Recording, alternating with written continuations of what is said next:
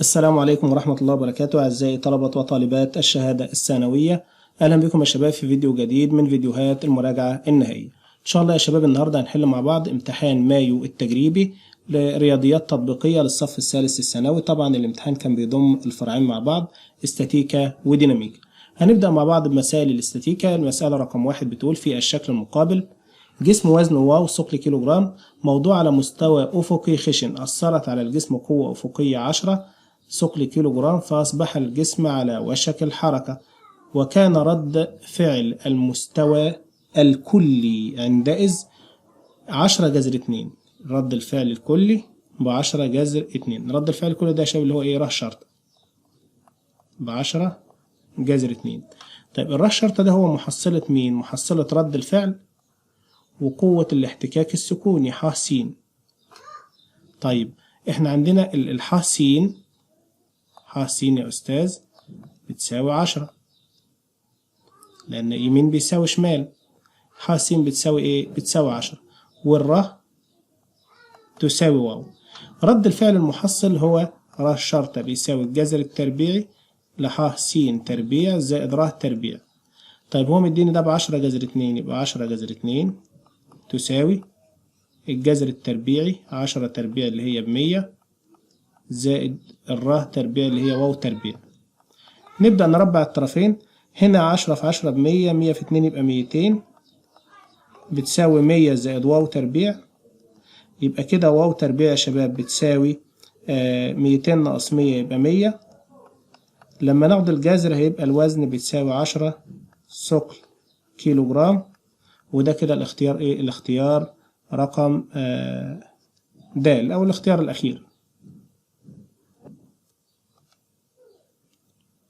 المسألة رقم 2: في الشكل المقابل أ ب عمودي على ب د، وأ د بيساوي 5 جذر 3 متر، وب ج بيساوي 5 سنتيمتر. تمام. أثرت قوة ق عند نقطة ج. القاف بتأثر عند نقطة ج، وفي اتجاه يميل على ج د بزاوية س الأسفل. يبقى القوة هنا كده احنا اللي هنرسمها اهو. القوة ق في اتجاه يميل بزاوية س. تمام. فإذا انعدم عزم ق حول أ، فإن قياس زاوية س تساوي. طبعا الفكرة هنا إن ج أ بيساوي صفر. ج أ بصفر. طيب احنا نمسك القوة ق دي نحللها فرنون، يبقى ق جتا س، وهنا كده ق جا س. يبقى العزم حول أ، أما نيجي نشتغل العزم حول أ يا شباب، القاف جا س هتدور مع عقارب الساعة، يبقى سالب ق جا س. البعد بتاعها 5، ودي هتدور برضو مع عقارب الساعة، يبقى ناقص ق جتا س. البعد بتاعها اللي هو 5 جذر 3. كل الكلام ده بيساوي ايه؟ صفر.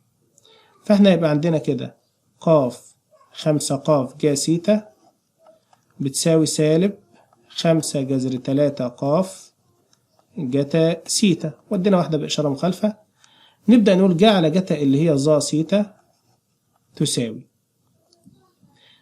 سالب طبعا 5 جذر 3 ق على 5 ايه ق. القاف مع القاف والخمسة مع الخمسة تطلع بسالب جذر ايه 3. يبقى كده السيتا دي تطلع المفروض بكام؟ ب120 درجة، لأن احنا عندنا سالب. يبقى أنا لو مسكت الآلة وحسبتها هتطلع بكام؟ ب120 درجة. يبقى الاختيار رقم أ.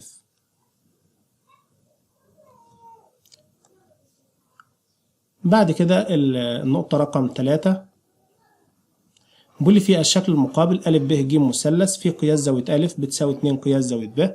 يبقى زاوية أ قد زاوية ب مرتين، وده المنتصف بأ ب. أثرت القوتان 10 في اتجاه ج أ و10 جذر 3 في اتجاه ج ب. فإذا كانت محصلة القوة تمر بنقطة د، المحصلة تمر بنقطة مين؟ د. طالما المحصلة بتمر بنقطة د يبقى العزم حول د بيساوي ايه؟ بيساوي صفر. دي فكرة. طبعا هنا هنبدأ يا شباب نشوف نقطة د، ونحاول بقى نعمل عمودي هنا. يبقى كده العزم بتاعنا 10 جذر 3 في، لو قلنا دي لام ودي لام يبقى لام جا سيتا، هنسمي دي سيتا اللي هي زاوية ب. طيب ونروح لدي، هنعمل عمودي هنا، دي 2 سيتا عشان هي الألف قد الب مرتين، يبقى ناقص 10 في لام جا 2 سيتا. الكلام ده كله بصفر. نبدأ بقى نشتغل على كده، يبقى 10 جذر 3 لام جا سيتا ناقص أو تساوي على طول بقى 10 لام جا 2 سيتا. هنشيل الجا 2 سيتا يا شباب ونبدأ نعمل ايه بقى؟ العشرة مع العشرة واللام مع اللام، يبقى جذر 3 جا سيتا تساوي، هنشيل الجا سيتا ونحط مكانها 2 جا سيتا جاتا سيتا. نبدأ بقى نشيل الجا مع الجا ويبقى جاتا سيتا تساوي جذر 3 على 2. الجا بجذر 3 على 2 يبقى السيتا بتساوي 30 درجة، وبكده الاختيار بتاعنا يبقى الاختيار الأخير. طبعا احنا قلنا في الحل ان هنسمي زاوية ب هي زاوية ايه؟ سيتا. المسألة اللي بعد كده رقم 4، بيقول لي فيها الشكل المقابل أ ب قضيب منتظم طوله 2 متر ووزنه 10 ثقل كيلو جرام يؤثر عند منتصفه. تمام، يبقى دي لام ودي لام. هو مديني طوله 2 متر، حلو جدا، يبقى 1 و1. يؤثر عند منتصفه، علقة من طرفه أ في مفصل مثبت في حالة رأسي أثر عليه ازدواج عمودي كان معيار عزمه 10. يبقى الازدواج اللي أثر على الجسم هنا ج واحد بتساوي ايه؟ 10. فاتزن في وضع يميل فيه على الرأس بزاوية 30 عندما علق من طرفه ب كتلة مقدارها، فاتزن في وضع رأس يميل فيه على الأفق بزاوية قياسها 30 عندما علق من طرفه ب كتلة مقدارها نقط كيلو جرام. تمام، طالما اتزن يبقى ناخد الايه؟ نعلق هنا كده ثقل، ويبقى كده العزم بيساوي ايه؟ ده كاف صفر. يبقى انا دلوقتي عندي مجموعتين، ازدواج اثر على الجسم اللي هو ج واحد ده ب10 بالموجب في الاتجاه ده، وازدواج مكون من 3 قوى. ازدواج مكون من ايه؟ 3 قوى اللي هي الكاف وال10 والقوة رد الفعل. فانا عشان احسب الازدواج التاني ده، فانا اقول ج 2 بيساوي ايه؟ العزم حول أ. ج 2 ده هاخد العزم حول أ. طيب العزم حول أ يبقى سالب 10 في 1 جا 30 وسالب كاف في 2 جا 30. تمام، الواحد جا 30 اللي هو البعد بتاع ده، والاتنين جا 30 اللي هو البعد بتاع ده. طيب الفكرة هنا ان هو متزن، يبقى ج واحد زائد ج 2 بتساوي صفر، يبقى 10 ناقص 10 في طبعا في 1 جا 30 اللي هي ب5 ناقص كاف في 2 جا 30 اللي هي كاف 2 في نص بواحد بتساوي صفر. يبقى كده الكاف بتاعتي بتساوي 5. يبقى هيتزن في وضع يميل فيه على الرأس بزاوية 30 عندما يعلق من ب كتلة مقدارها كام؟ 5 كيلو جرام، يعني الاختيار ده. بعد كده المسألة رقم 5 بيقول لي القوة دي متوازية ومديني ق 3 بتساوي ق 1 زائد ق 2، وبيقول لي ق حيث به نقطة تأثير محصلة ق 1 وق 2. تمام، تعالوا نشوف محصلة ق 1 وق 2. يبقى أنا عندي دي نقطة التأثير، يبقى أنا عندي س ق 1 بتساوي ص ق 2. طيب نيجي نشوف القاف 4 محصلة قاف 3 دي وقاف 1، يبقى قاف 4 بتساوي قاف 3 ناقص قاف 1. طب احنا عندنا قاف 3 بكام يا شباب؟ قاف 3 من هنا بتساوي قاف 1 زائد قاف 2، يبقى كده قاف 4 بتساوي قاف 1 زائد قاف 2 زائد أو ناقص قاف 1. تمام، دي طبعا تروح ايه؟ تروح مع دي، يبقى كده طلع معانا قاف 4 بيساوي قاف 2. ق4 بتساوي ايه؟ بتساوي ق2. طبعا هنا هنبص في الاختيارات هنلاقي ان احنا عندنا ق2 بتساوي ق4، وفي الحالة دي هتبقى العين البعد ده بيساوي ايه؟ بيساوي 0. يعني تأثير الق4 هيكون عند النقطة مين؟ عند النقطة ج.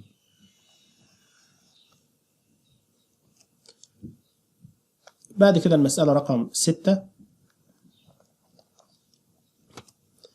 بيقول لي تؤثر قوة ق مقدارها 10 ثقل كيلو جرام في النقطة أ ب2 و5 و3 وتعمل في اتجاه يوازي الاتجاه الموجب لمحور الصادات. تعمل في اتجاه يوازي الاتجاه الموجب لمحور الصادات، يعني نقدر نحط لها متجه الوحدة ص 0 و1 و0.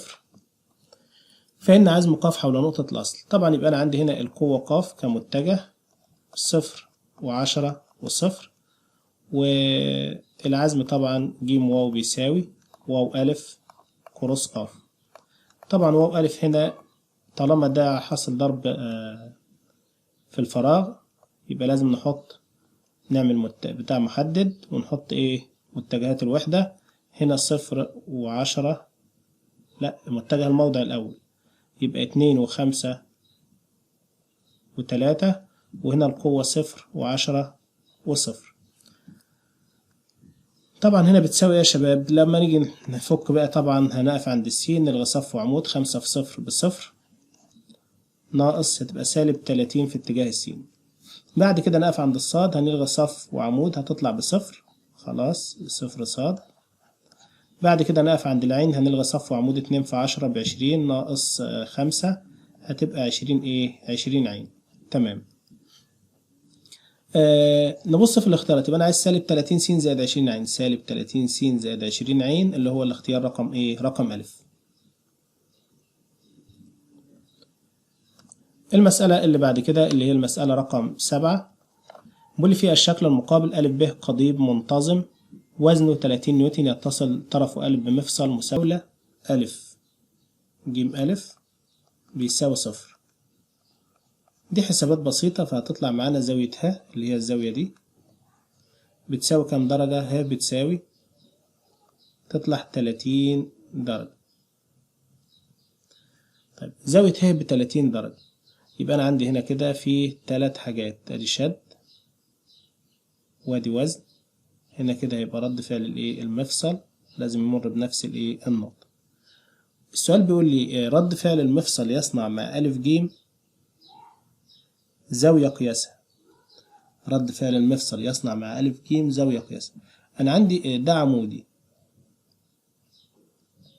ليه؟ عشان ده لام وده لام وده لام، أو دي كده 60 ودي 60، يبقى المثلث ده كده مثلث متساوي الإيه؟ الأضلاع. يبقى دي قد دي. تمام. يبقى دي 60 ودي كام؟ دي 30. يبقى الزاوية دي كده من حساب مثلثاتها هتطلع ب30 ايه؟ 30 درجة. يبقى كده رد فعل المفصل يصنع مع أ ج. خلي بالكم ان رد الفعل لازم يكون طالع ايه؟ طالع كده بالشكل ده. طيب الزاوية دي كده 60 درجة، يبقى الزاوية اللي فوق دي كده كام؟ مكملتها يبقى 120 ايه؟ 120 درجة. يبقى نختار الاختيار الأول. المسألة رقم 8 بيقول لي أ ب ساق منتظمة طولها 30 سنتيمتر وزنها 50 ثقل جرام ثبت طرفها أ في حائط رأسي بواسطة مفصل واستند بأحد نقطه ج على التي تبعد 5 سنتي عن ب، دي 5 على وتد أملس رأسي. تمام. يبقى هنا كده في رد فعل ايه؟ عمودي ر. فاتزن الساق في وضع يميل فيه على الرأس بزاوية قياسها 30. دي 30. تمام. يبقى دي 30. احنا بقى هنعمل كده ايه؟ عمودي كده.